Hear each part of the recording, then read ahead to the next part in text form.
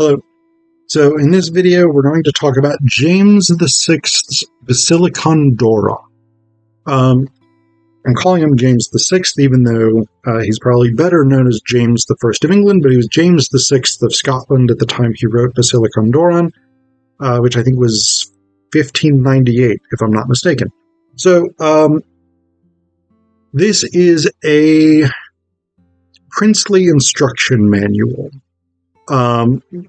There were a lot of them kicking around at the time. It was a very, very popular genre in the 15th, 16th, 17th centuries, in part because there were a lot of princes around at this time, because there weren't just the sort of big countries of France, England, Spain, whatever it was. There were a lot of little countries as well.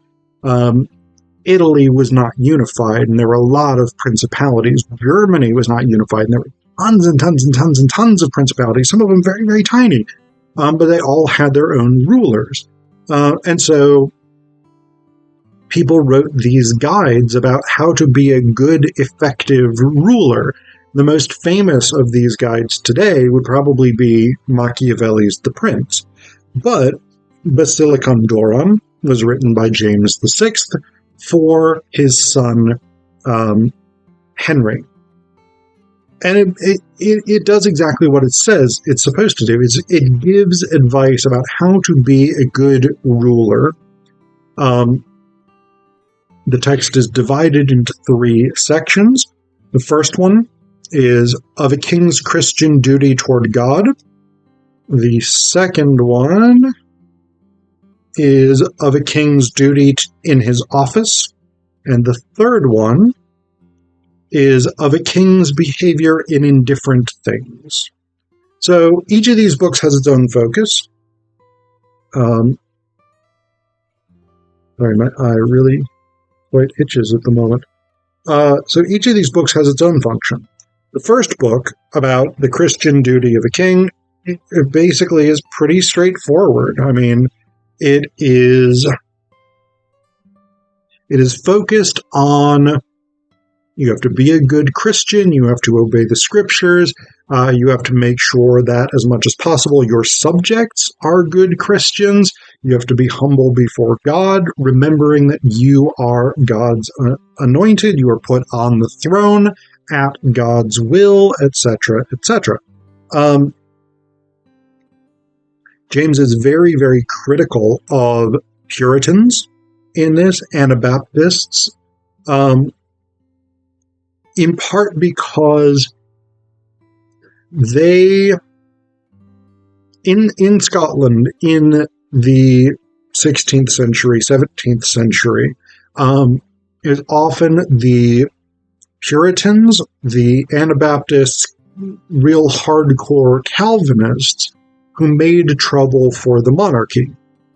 They had led rebellions against Marie de Guise, James's grandmother, against Mary Queen of Scots, his mother, and against James himself. So he was very critical of Puritans, in part because a lot of sort of low church theology, Calvinist theology, questioned the legitimacy of a monarchy, questioned the temporal power of a secular ruler. And James was very much an absolutist. He believed that monarchs were appointed by God, that no subject had a legitimate right to question them, challenge them, overthrow them, depose them, etc., etc. And so he's very critical of this on a religious perspective. The first book is relatively short. That's basically it. Be a good Christian, be humble before God, practice the correct faith, etc., etc. It's really the second book of a king's duty in his office that the meat of Basilikon Doron comes.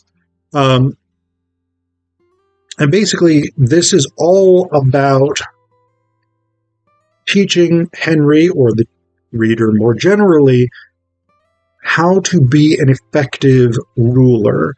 And almost the first thing that James does in this section is he distinguishes between a good king and a tyrant. So he says here, for the part of making and executing of laws, consider first the true difference betwixt a lawful good king and an usurping tyrant, and ye shall the more easily understand your duty herein. For contraria uxita se posita magnus eluxcunt, which I look up and write down the translation. Give me 1 second. James likes Latin. Opposites placed next to each other become more apparent. The one acknowledgeth himself ordained for his people, having received from God a burthen of government, whereof he must be accountable. The other thinketh his people ordained for him, a prey to his passions and inordinate appetites, as the fruits of his magnanimity. And therefore, as their ends are directly contrary, so are their whole actions as means whereby they press to attain to their ends. A good king, thinking his highest honor to consist in the due discharge of his calling, employeth all his study and pains to procure and maintain by the making and execution of good laws the welfare and peace of his people, and as their natural father and kindly master, thinketh his greatest contentment standeth in their prosperity, and his greatest surety in having their hearts, subjecting his own private affections and appetites to the weal and standing of his subjects, ever thinking and common interest. The common interest his chiefest particular. This is the central thrust of the thing, of the whole book too. What do good kings do versus what do tyrants do? And there's a lot of advice in here about different kinds of practical matters. How to choose good courtiers who will reflect well on you rather than bringing your court into shame and disrepute. How to navigate the different groups in society that a monarch needs to engage with. The clergy, the nobility, merchants, craftspeople, etc., etc. How to choose a good wife, and then how to be a good husband to that wife. And this one I actually find somewhat interesting because there's this bit here where James almost sounds like a feminist in the question of purity and virginity. He says, by your preparation, it's preparation for marriage, I mean that you must keep your body clean and unpolluted till you give it to your wife, whom to only it belongeth. For how can ye justly crave to be joined with a pure virgin if your body be polluted? Why should the one half be clean and the other defiled?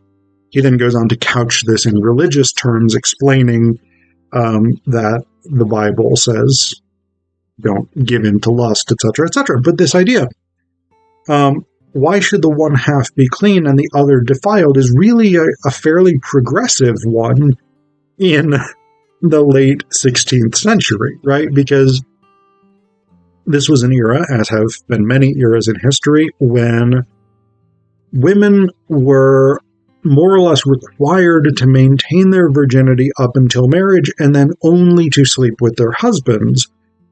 But husbands, men, very often slept with a wide range of people, whether that was female servants, whether that was sex workers, whatever it was, mistresses, etc., etc. And so this idea that basically what's good for the goose should be good for the gander is, in a way, quite a progressive concept that James is proposing, even if he then sort of pulls it back and says this is couched in religious ideas about purity, which is somewhat less progressive, but, still not terrible. But then a few pages later, in talking about how to how to expect your wife to behave, boy howdy do we get unfeminist fast. He says here, and for your behavior to your wife, the scripture can best give you your counsel therein. Oh boy, we're off to a bad start. Typically biblically inspired explanations of how to treat your wife do not work out well for women, just in my experience. And James. Yeah, James supports that experience. He says, treat her as your own flesh, command her as her lord, cherish her as your helper, rule her as your pupil, and please her in all things reasonable, but teach her not to be curious in things that belong her not. Ye are the head, she is your body. It is your office to command and hers to obey, but yet with such a sweet harmony as she shall be as ready to obey as ye to command, as willing to follow as ye to go before, your love being wholly knit unto her, and all her affections lovingly bent to follow your will.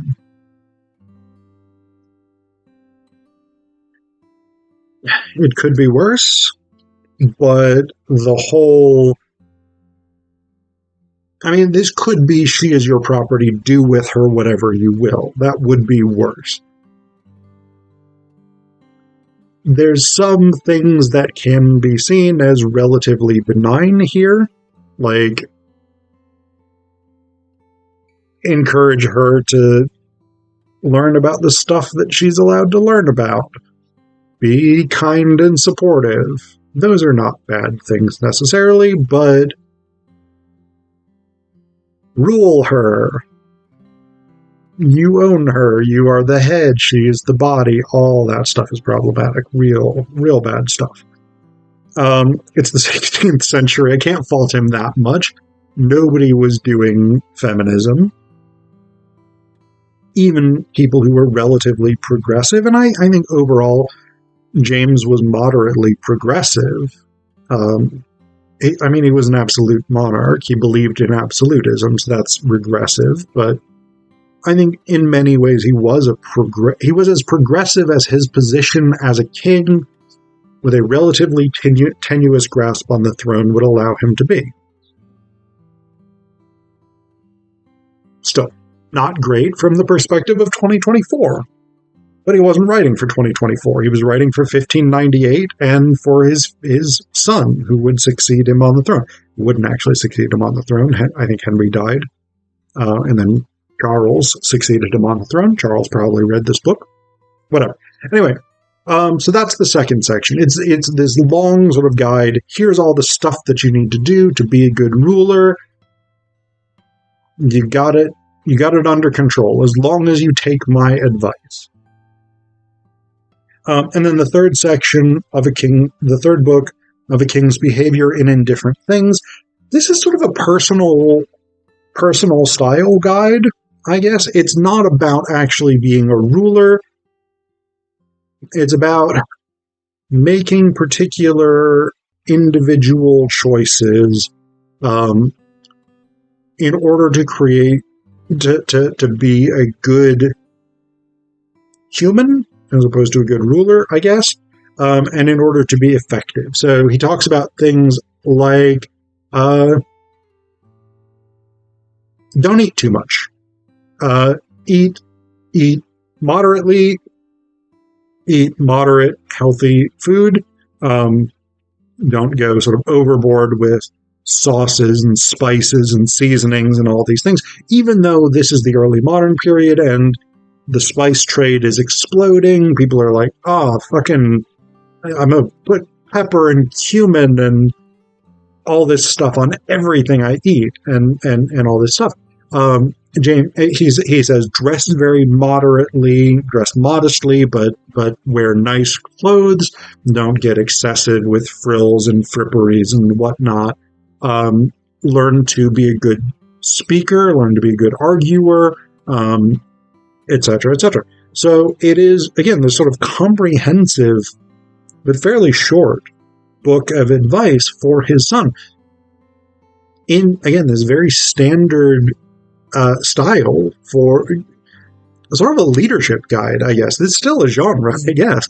All these books about like how to be a successful CEO, how to run your own business, how to whatever it is. This is sort of self-help element to the guide for princes in a way. But again, it is this very popular genre that a lot of people wrote.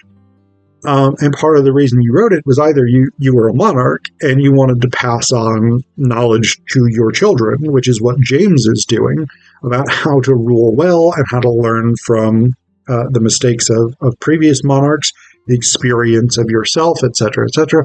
Or if you were someone like Machiavelli, there's a little bit of a gray area because there is a theory that Machiavelli wrote The Prince as a satire and people took it as a serious work.